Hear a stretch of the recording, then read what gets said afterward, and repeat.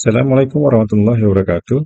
Bertemu lagi dengan saya, Muhammad Roy Irwan dari Institut Digital Ekonomi LPKIA Bandung, Program Studi Sistem Informasi, kelas 4 SIP dengan NRP 2305-34005. Melanjutkan video berikutnya, pada seri CND Lab Manual, kita akan masuk ke modul 03. Yang pertama kali untuk lab yang pertama adalah penggunaan software VeraCrypt. Software ini adalah software melakukan enkripsi terhadap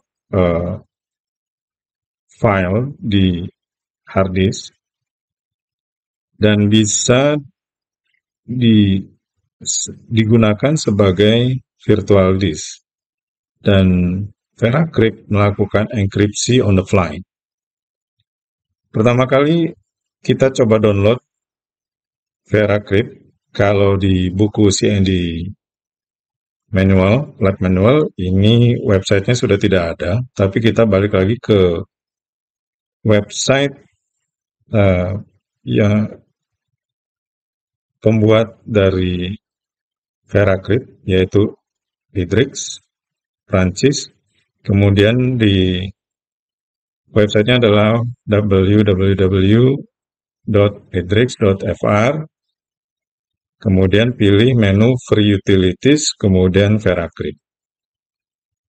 Nah, di sini bisa dilihat overview, kemudian link downloadnya. Link downloadnya itu ada dua, veracrypt.fr atau di SourceForge. Kalau di SourceForge, ini tinggal klik download aja, nanti otomatis akan mendownload versi yang terakhir.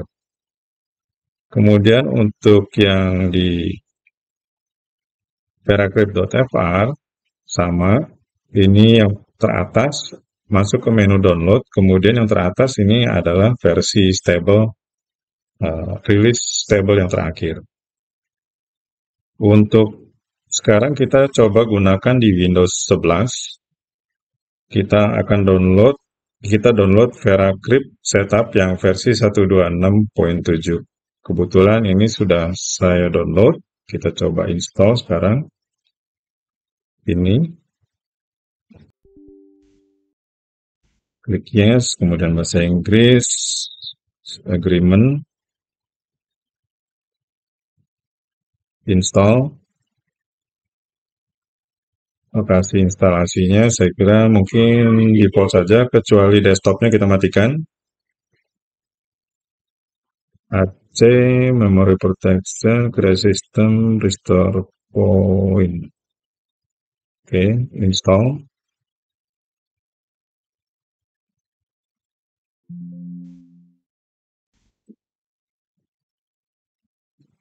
Don't need now, later ya.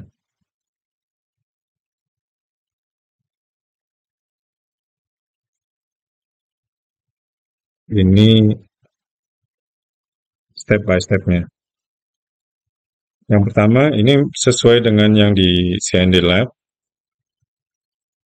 Setelah instalasi, nah ini step by step ini. Kita coba gunakan versi yang terupdate saja dari websitenya VeraCrypt.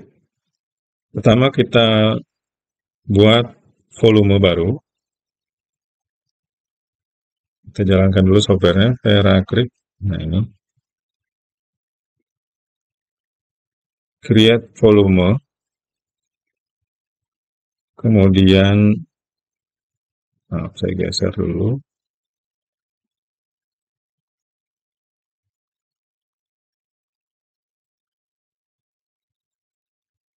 Kemudian create an encrypted file container. Kemudian standar VeraCrypt volume. Kemudian next. Volume location. Kemudian klik select file.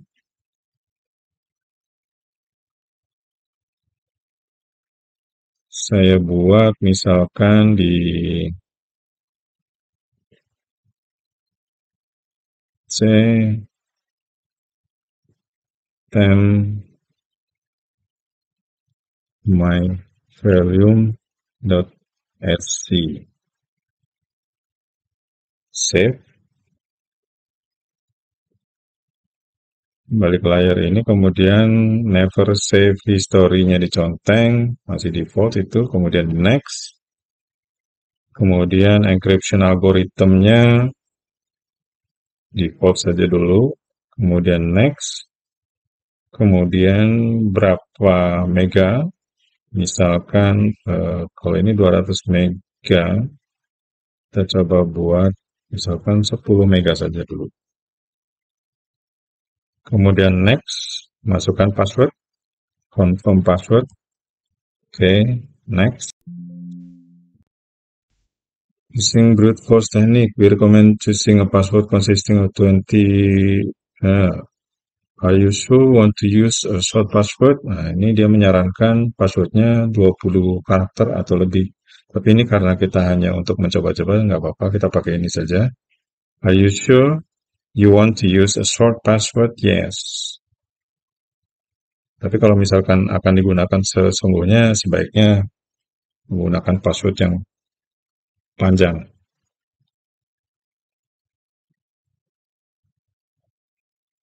Ini kemudian kita gerak-gerakin mouse.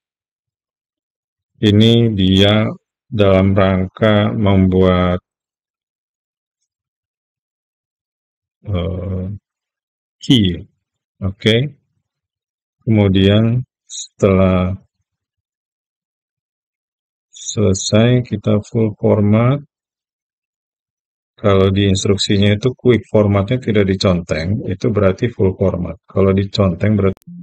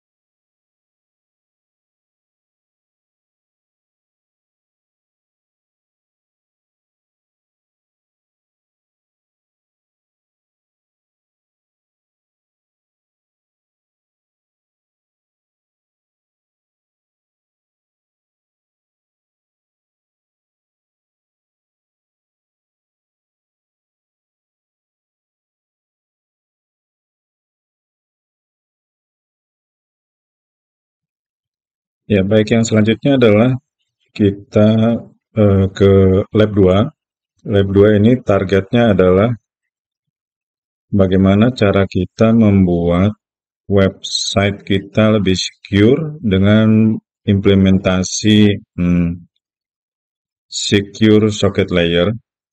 Jadi website kita yang tadinya diakses menggunakan HTTP itu menjadi bisa diakses menggunakan HTTPS, di mana koneksinya bisa lebih secure. Di CND Lab Manual ini menggunakan WAMP server sebagai web servernya, Apache yang dipaket ke dalam WAMP server, tapi karena WAMP server sudah lama sekali tidak diupdate, jadi kita akan menggunakan SAM. Kita coba implementasi di Windows Server 2022. Kita coba lihat dulu WAMP server.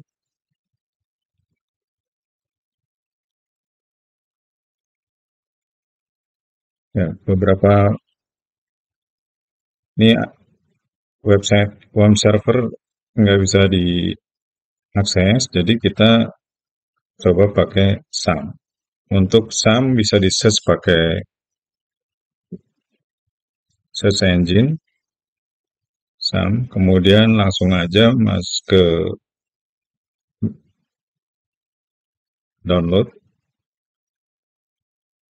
Bebas untuk yang Windows ini bebas pilih yang mana. Ini yang membedakan adalah versi PHP-nya. Untuk contoh sekarang kita akan coba yang PHP yang menggunakan PHP 8.2.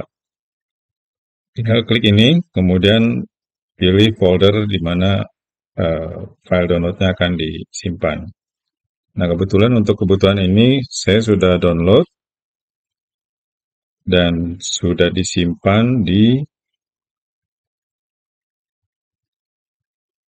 sini. Tinggal dijalankan saja untuk instalasi. Ini warning aja, dia intinya jangan diinstal di bawah program files. Sebaiknya di luar program files.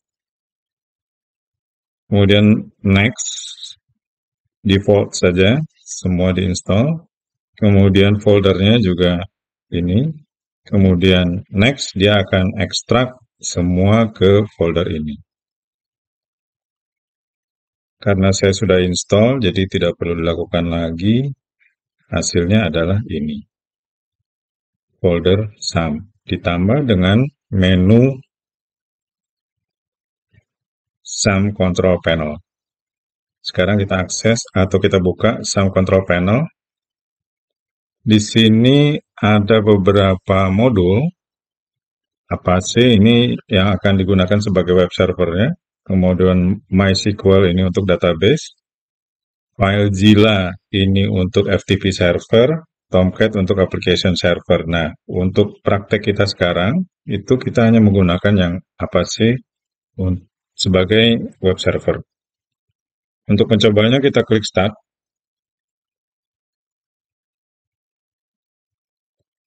Dia running, jalan di port 80 dan 443. Kalau kita coba lihat,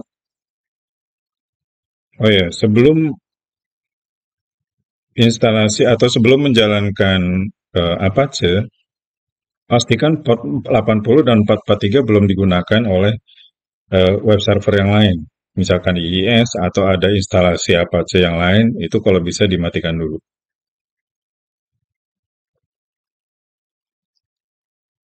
Kalau kita cek,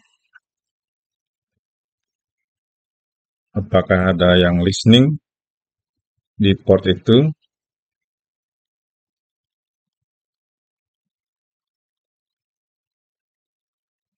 Nah, kita sedang listening di port 80. Kemudian di port 443, nah ini juga ada. Listening di port 443, yang IP-nya 0 ini. Ini lokal, sedang listening. Kalau kita akses menggunakan web browser, menggunakan localhost, maka dia akan masuk ke website dashboardnya default SAM. Yang perlu dilihat di sini adalah ini, bahwa koneksi atau website ini dibilang atau dikatakan tidak secure. Your connection to this site isn't secure. Jadi komunikasi antara web browser kita dengan web server itu tidak secure. Karena komunikasinya menggunakan plain text. Tidak ada enkripsi. Nah, targetnya sekarang adalah bagaimana membuat ini menjadi secure. Ini karena dia menggunakan protokol HTTP yang komunikasinya melalui port 80. Ini tidak secure. Makanya kita akan rubah menjadi HTTPS supaya lebih secure dan akan melalui port 443. Nah, sekarang kita coba menggunakan langsung HTTPS.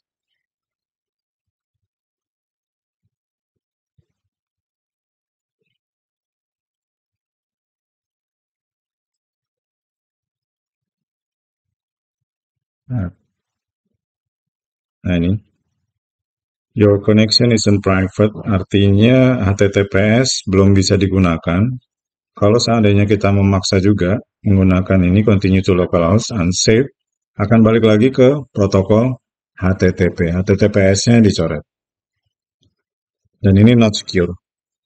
Statusnya masih sama. Nah, bagaimana caranya supaya ini bisa secure?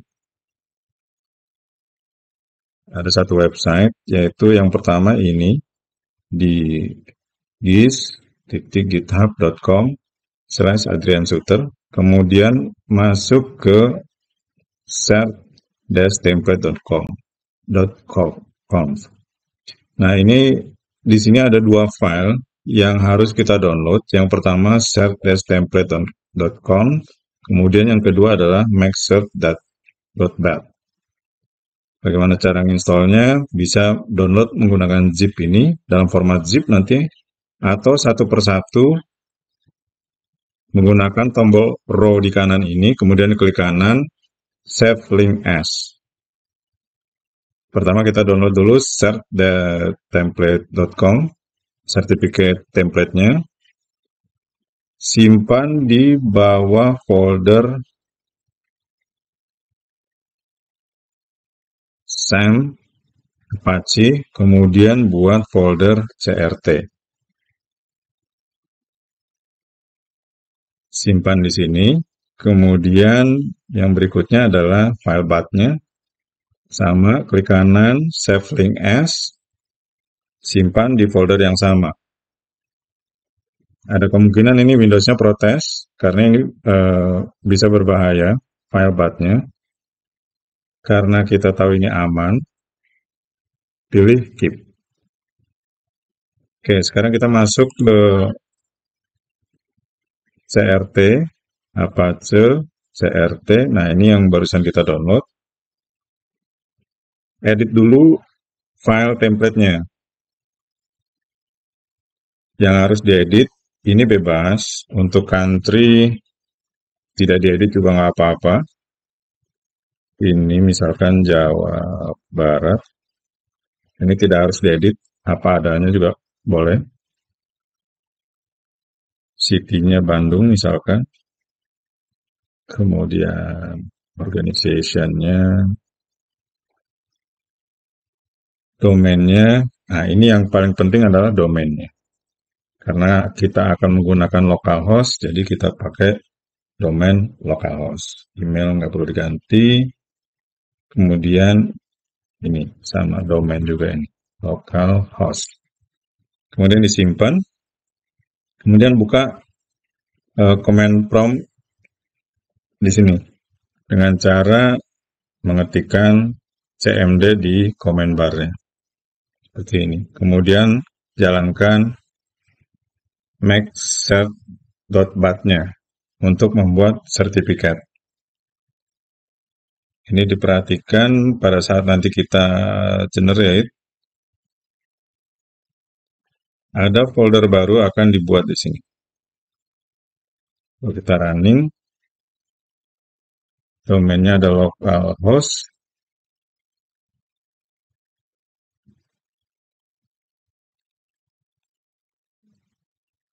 Nah, akan dibuat folder localhost. Kemudian lanjutkan dengan memasukkan country name. Tadi kita sudah edit template-nya, jadi tinggal enter-enter saja. Jawa Barat, Bandung, localhost, email, selesai. Nah, sekarang kita masuk ke folder localhost. Klik kanan di CRT-nya. Boleh di-open untuk melihat sertifikatnya atau langsung install sertifikat juga boleh. Dari sini juga bisa install sertifikat, kemudian pilih local machine agar semua user bisa melihat sertifikatnya, bisa menggunakan sertifikatnya.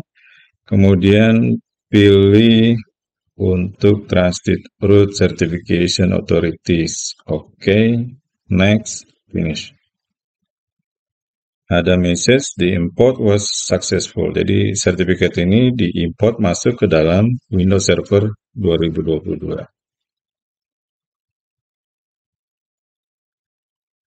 Nah, kemudian setelah selesai, baru kita edit, kita tambahkan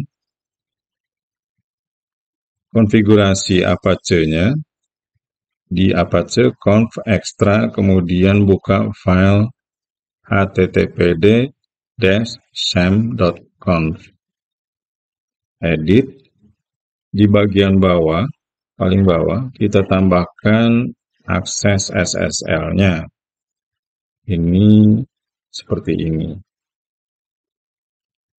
Pastikan bahwa dokumen root-nya sudah benar. Ini kalau menggunakan HTTP, dia akan mengakses sini, server name-nya localhost, server aliasnya ini. Ini komen saja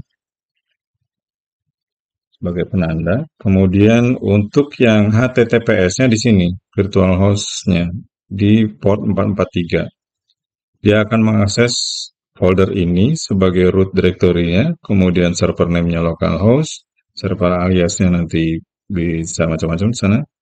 Kemudian sertifikatnya yang mana? Sertifikatnya adalah tadi di folder yang tadi. Relatif terhadap folder Apache. Jadi ini di bawah Apache.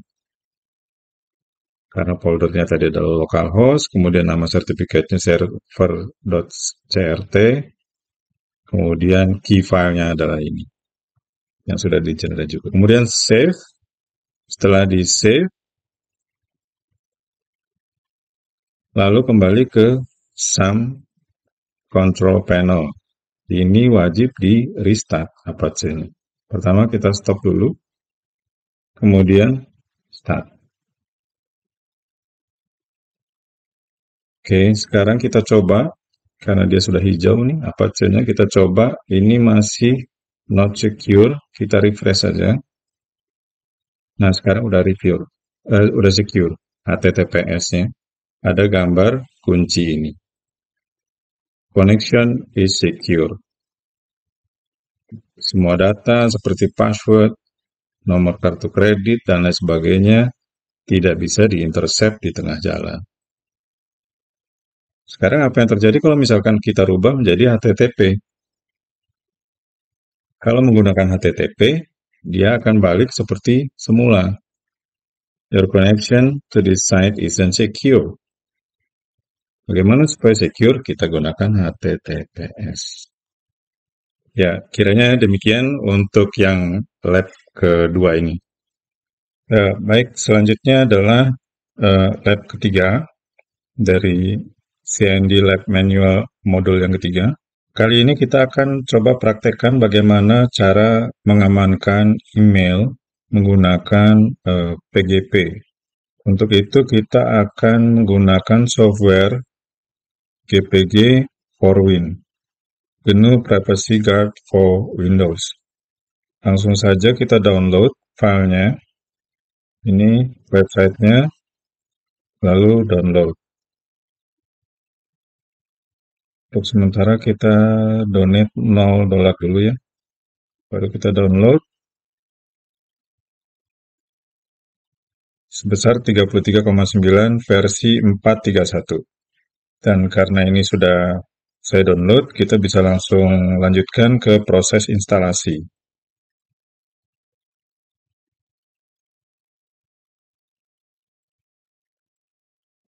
Oke, bahasa Inggris, kemudian next. Nah, ini diantik semua, karena ini untuk Outlook, dan ini untuk Shell Extension, kita tidak butuhkan untuk praktek sekarang. Kita akan menggunakan Cleopatra, di mana nanti dia akan mengenerate OpenPGP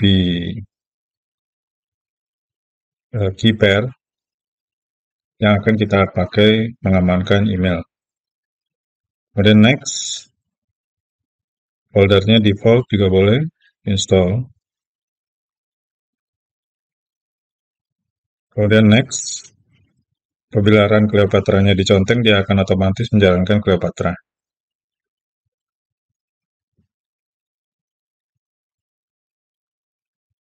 Dia minta menjalankan Cleopatra dalam mode administrator, sebagai administrator.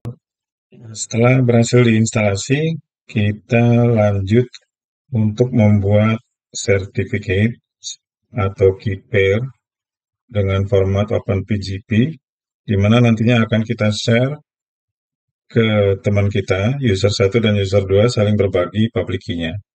Yang pertama untuk user 1 di sini, jadi ini ceritanya kita ada dua email, satu user 1, kemudian yang kedua adalah user 2. Emailnya bisa apa aja.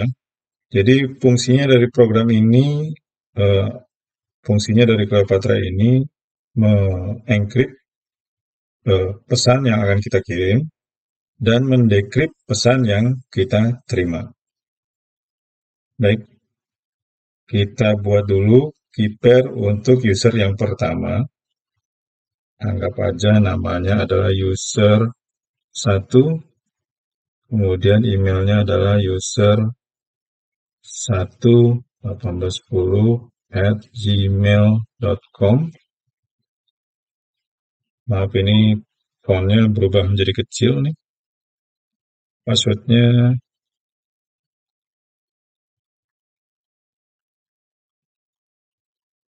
oke. Ya, berhasil dibuat. Kemudian user 2 juga begitu, membuat key pair.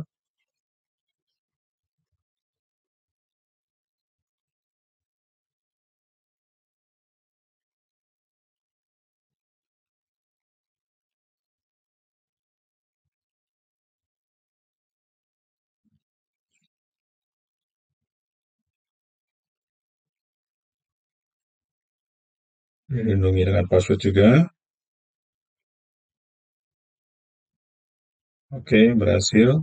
Nah, masing-masing sudah memiliki key pair. Kemudian saling berbagi. Caranya, ini user 1 tinggal diklik sertifikatnya, kemudian ekspor. Nah, ini teksnya kecil sekali nih. Ini public key. Kebetulan kita sudah set up satu folder yang bisa berbagi antara dua komputer ini menggunakan Windows Server 2022 dan Windows 11 hostnya. Kita menggunakan folder ini untuk tempat berbagi. Nah, ini file public key-nya disimpan di public ini. Nah, ini dari user 1. Kemudian diimport oleh user 2 filenya. Di public, user 1 diimport, certify, passphrase-nya,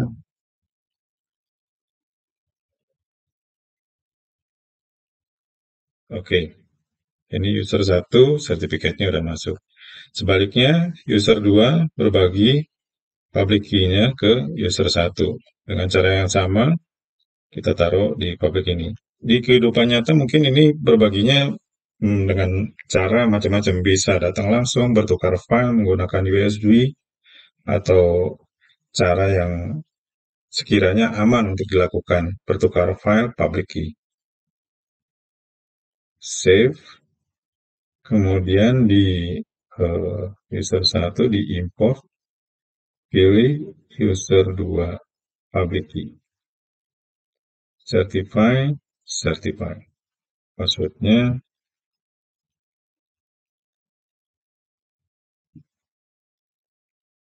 oke, user 2 berhasil masuk.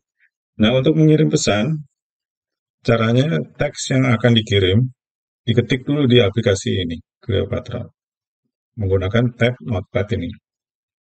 Contohnya, kita akan mengirim pesan ini, "Hai, apa kabar?"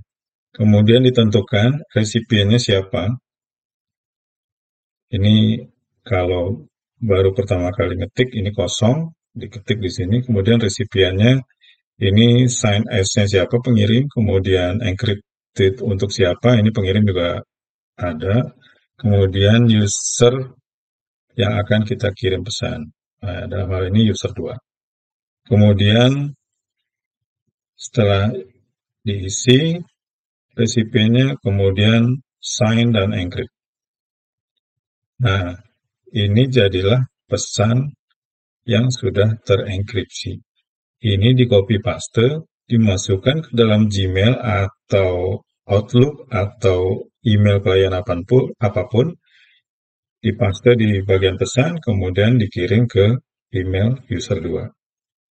Nanti user 2, setelah menerima ini, dia akan copy paste ini, blok teks ini, dari bagian PGP message sampai dengan end PGP message, dipaste di aplikasi Cleopatra, kemudian dilakukan decrypt. Nah, untuk mensimulasi itu, kita coba simpan ini dulu, pakai file teks biasa.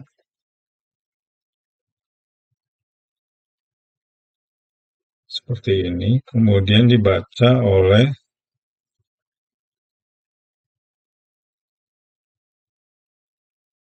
user 2. Anggap aja ini sudah dikirim melalui email. Di copy, kemudian dipaste sama di tab Notepad juga, dipaste di sini. Kemudian klik tombol decrypt. Nah, pesannya sudah terbuka. Jadi ini salah satu cara untuk mengamankan kita berkirim pesan tidak hanya untuk email, karena metode ini bisa juga dilakukan untuk mengirim WhatsApp misalkan. Jadi encrypted message ini dikirim melalui WhatsApp, kemudian dibuka oleh si penerima. Yang menjadi kunci utama adalah sudah berbagi public key masing-masing. Demikian yang bisa saya sampaikan untuk lab 3 ini. Sampai bertemu di video yang akan datang. Terima kasih. Wassalamualaikum warahmatullahi wabarakatuh.